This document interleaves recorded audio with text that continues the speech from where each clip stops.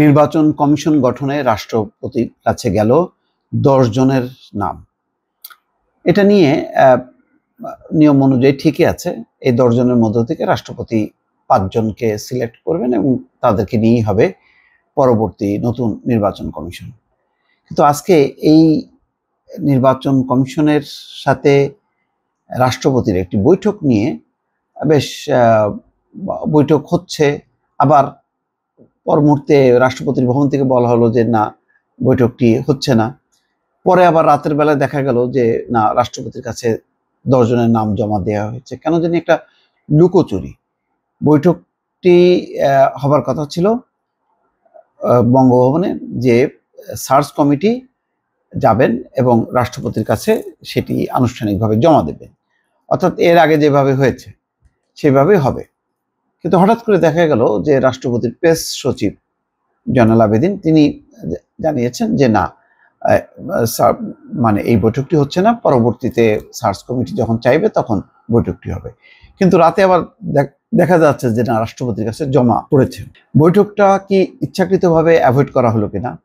কেননা রাষ্ট্রপতিকে নিয়ে যেহেতু বৈষম্য বিরোধী ছাত্র আন্দোলনের একটি আপত্তি আছে, সুতরাং ন্যূনতম কাজটা, অর্থাৎ যেখানে যতটুকু প্রস্তাব দেওয়ার দরকার সেটুকু প্রস্তাব যাচ্ছে, সেখানে রাষ্ট্রপতি সই করবেন বা প্রস্তাব পাঠাবেন, অর্থাৎ রাষ্ট্রপতিকে সাথে বৈঠক হচ্ছে এরকম কোনো আনুষ্ঠানিকতা হয়তো দেখাতে চাচ্ছেন না। সেই কারণেই হয়তো এই বৈঠকটা নিয়ে একটা লুকোচুরি ঘটে গেল।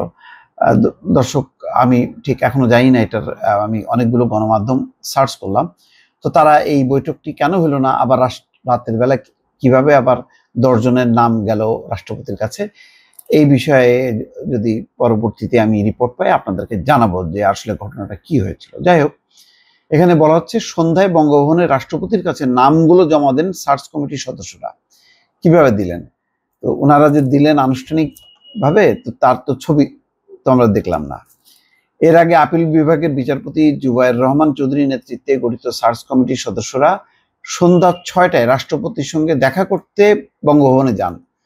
তাহলে তাই যদি যায়, তাহলে বলা হলো কেন যে রাষ্ট্রপতির সঙ্গে এই বৈঠকটি হয়নি? এটাও একটা রহস্য। গত 29 অক্টোবর অন্তর্বর্তী সরকার 6 সদস্যের সার্চ কমিটি গঠন করে।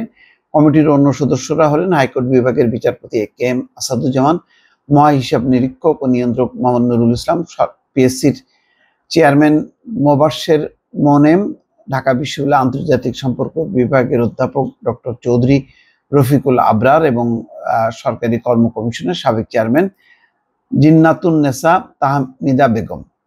আইন অনুযায়ী সার্চ কমিটি গঠন করার পর নির্বাচন কমিশনে প্রতি পদের জন্য 2 জনের প্রার্থীকে মনোনীত করে 15 কার্য দিবসের মধ্যে রাষ্ট্রপতির কাছে 10 জনের নাম প্রস্তাব করতে হয়। এরপর রাষ্ট্রপতি নতুন নির্বাচন কমিশন গঠনের জন্য প্রধান নির্বাচন কমিশনার এবং 4 নির্বাচন কমিশনারকে নির্বাচন করবেন। 5ই আগস্ট পতনের পর 25 সেপ্টেম্বর, 1 মাস পর কাজী হাবিবুল আওয়াল সহ কমিশনের সদস্যরা রিজাইন করেন। কিন্তু তার আগে যে খবরটি ছিল যে সেই খবরটি আপনাদেরকে জানাই। যাই হোক দর্শক, আমি এটি রিপোর্টটি এই মুহূর্তে দেখছি না কেউ ড্র করে নিয়েছে কিনা, কিন্তু আনুষ্ঠানিকভাবে জানানো হয়েছিল যে সার্চ কমিটির সাথে রাষ্ট্রপতির বৈঠকটি হচ্ছে না, পরবর্তীতে বৈঠকটি হবে। যাক, দেখা যাক কেন, কি রহস্যের মধ্যে ছিল, আপনাদেরকে নিশ্চয়ই জানাবো। দর্শক, ভালো থাকবেন। আল্লাহ হাফেজ।